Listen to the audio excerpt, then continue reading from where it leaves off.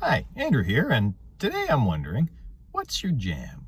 The last 3 weeks or so, I have been taking an increasingly vigorous walk every day. I've taken this walk every day this month, save one, and when I realized that I had only missed one very early on in the restarting of my exercise program, I created an ambition that I would take my 2 to 3 kilometer walk, a hard walk, every day. I would raise my metabolic rate. I would raise my breathing rate. I would raise my heart rate. I'd push the body a little bit. I started this right at the beginning of April when the weather was still pretty nasty and too cold really for a run. I think I mentioned I don't like the burning in the upper trachea from running in the cold. In addition to that, my knees are, I suppose the polite way to say it is they're shot. I have bad knees. I'm not supposed to say I have bad this or bad that. I tell my sons, no negative self-talk. I don't, they say, Daddy, I suck at blah, blah, blah. I say, no, you don't suck at it. You just need to work at it more. Well, okay, I don't have bad knees. I have knees that really need me to get back to hot yoga so they can get healthier again. Let's put it that way.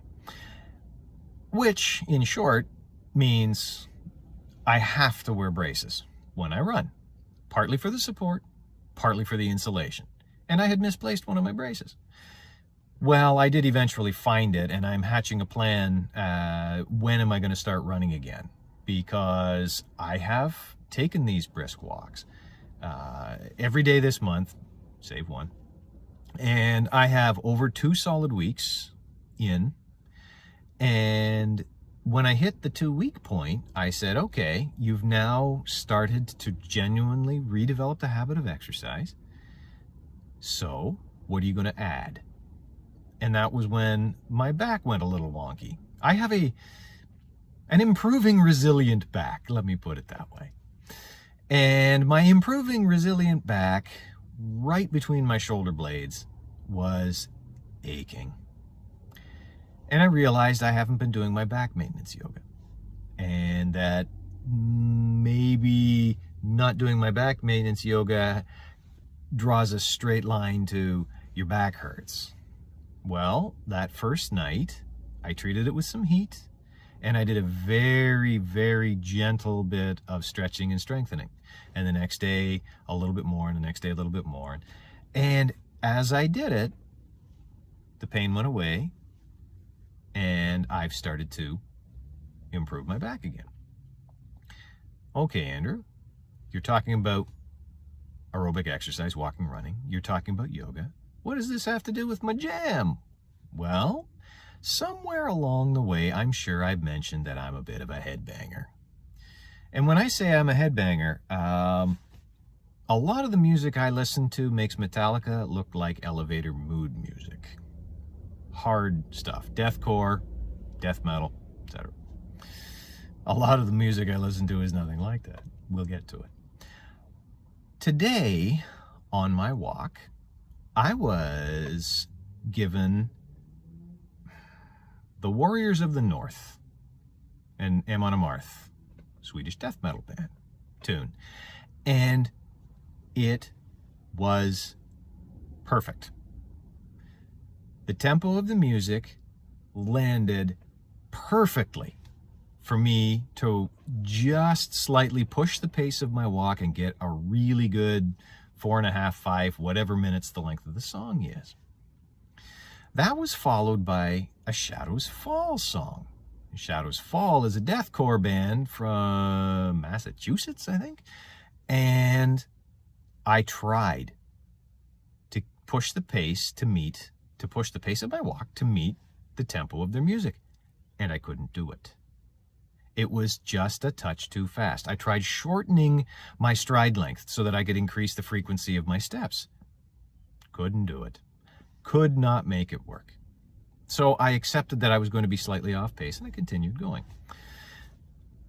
Funnily enough, the next tune, my phone served me up another Amon Amarth. which was coincidentally perfect for my walk. That was followed by, oddly enough, another Shadows Fall tune, and the tempo was too fast. This got me to thinking about music in your workouts.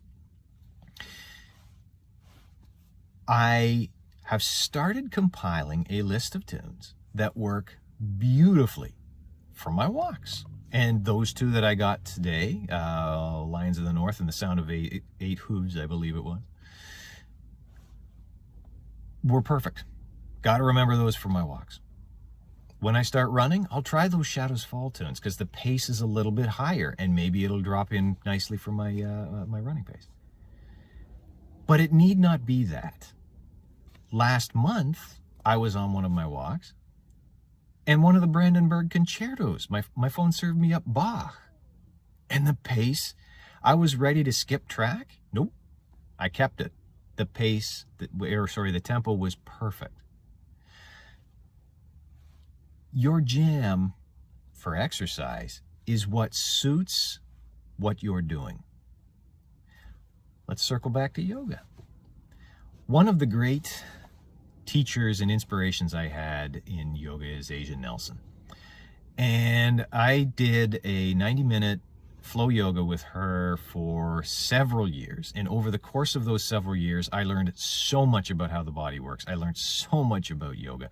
I learned so much about being able to repair and maintain my body through yoga. And her choices in music suited what each portion of the class was perfectly. And I can't remember a single goddamn thing that she played. Oh no, I remember she had Rag and Bone Man in there somewhere. That's it. That's the only thing. For years, 4 years, 5 years, I enjoyed her classes immensely. Tremendous yogini.